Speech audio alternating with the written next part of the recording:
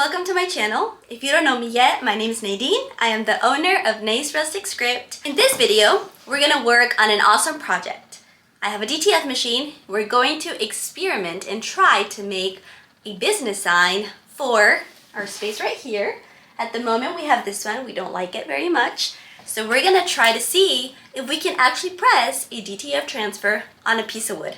So stay with me if you wanna see what happens. Let's get right into it. Alright, so to start, I grabbed a piece of wood from my wood stash. Nothing special to this, I just painted the edges gold. I really wanted a sleek gold frame on my pink sign, so I painted the edges gold and then I taped it off, painted the center pink with my pink Waverly paint, and we let it dry while we designed this beautiful sign. I used Canva to design my sign. Once I was done with my design on Canva, I downloaded it with a transparent background and it was ready for me to upload to my DTF software. The overall space that I had to work with was 12 inches by 49, so I did have to split my design into 4 pieces. I decided to split the name Nay just because it was easier for me to stitch back together once everything was printed. The reason I had to split it was because my oven can only fit a transfer that is roughly 12 inches by about 15, so I thought this was a very good point for me to cut and have them cure properly.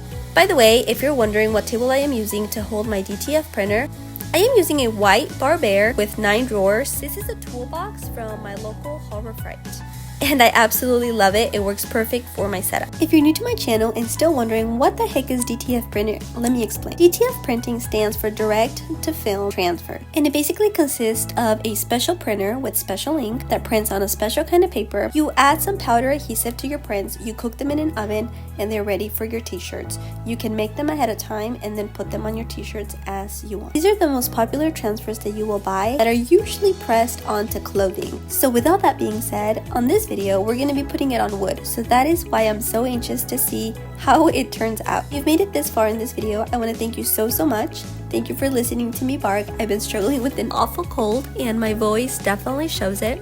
But thank you so much for sticking with me. Now it's time to put this whole idea together. I'm going to go ahead and add everything that I used in the description below so you can gather up your materials. We are going to preheat our press at 300 degrees and we're going to press every single one of these for 15 seconds. I cannot tell you guys how excited I was about this project. I really had been wanting a sign for this wall for the longest time. Really hadn't had the time to actually get to doing it. So when I thought of doing it with my DTF machine, I was so optimistic and really hoping it would work. Now that I see everything laid out, I am really hoping it works, because if it does, it's going to be such an awesome piece. What you see me doing here is cutting out the excess piece of one of the transfers so I'm able to overlap one with another, and it was a little bit tricky because at this moment I realized that my E was cut in half, which I didn't really think about, but you'll see me correct that here shortly. Either way, I was loving this sign. I'm taping it up with some heat-resistant tape just so it stays put and it doesn't move on me when I start pressing.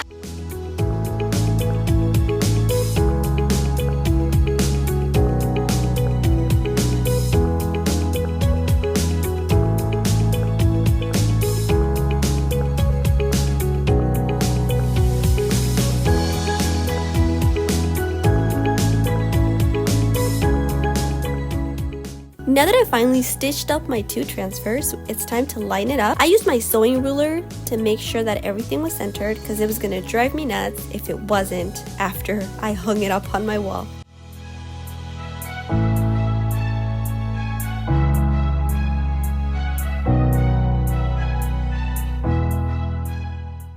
Okay, after your sign is all covered with parchment paper, you're just gonna slowly move along for 15 seconds at 300 degrees until you get through the whole sign.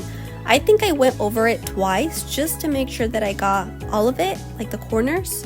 Now it's the exciting part. We get to take the parchment paper and see the fantastic pressed transfer on our wood. These transfers are cold peel, so it was very nerve-wracking to have the patience to wait for them to cool down to actually reveal the design. So you see me here kind of rubbing it, hoping, waiting impatiently for it to actually be cold. And look at this. Oh my gosh, I was really nervous. This is actually sped up a little bit, but I took my time to peel the plastic to make sure that I didn't bring any of it.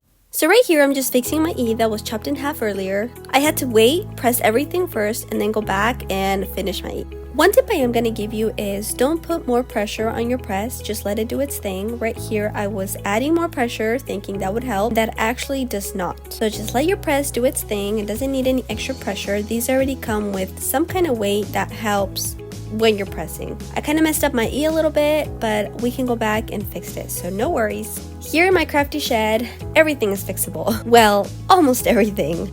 So yes, I just wanted to give you that little tip. Now that everything is pressed, we're gonna go ahead and give it one more last go just to make sure that everything is very snug and nothing is lifting. I only did this one time through for 5 seconds every press. We're gonna touch up a few little spots where our E kind of bled a little bit. We're gonna finalize by sealing it.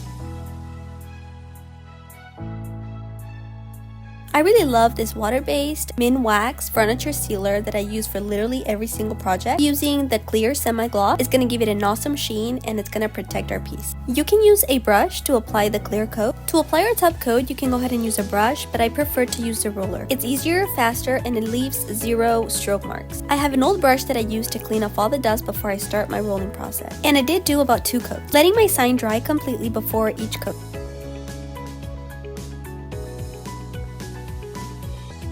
Now that our sign is all dry, it's time to add the brackets to hang it up on our wall. I added 1 bracket to each side. Again, I use my fabric ruler. It truly does come in handy. I marked 10 inches from each side and ½ an inch from the top edge.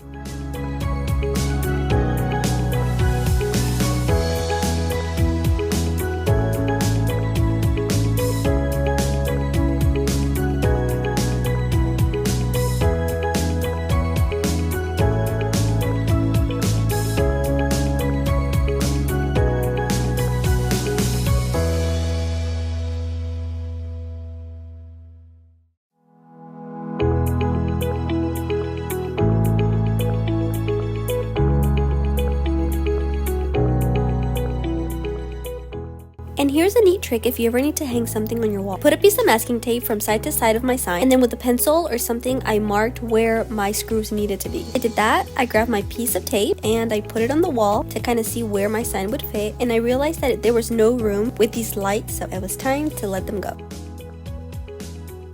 Since we had a visual with the tape of where my sign was going, it was time to start drilling. I apologize, my camera was having a little bit of a rough time adjusting to focus. Reminded me of me a lot of the times. Hard to focus, but here we are. We took off the old screw and it was time to mount it on our wall. And voila, our sign is beautiful and I could not be more happy. There you have it. You can actually press DTF transfers onto wood and make some amazing pieces. Hope this video helped. Make sure you leave a thumbs up, like, comment, share, and catch you next time. Bye!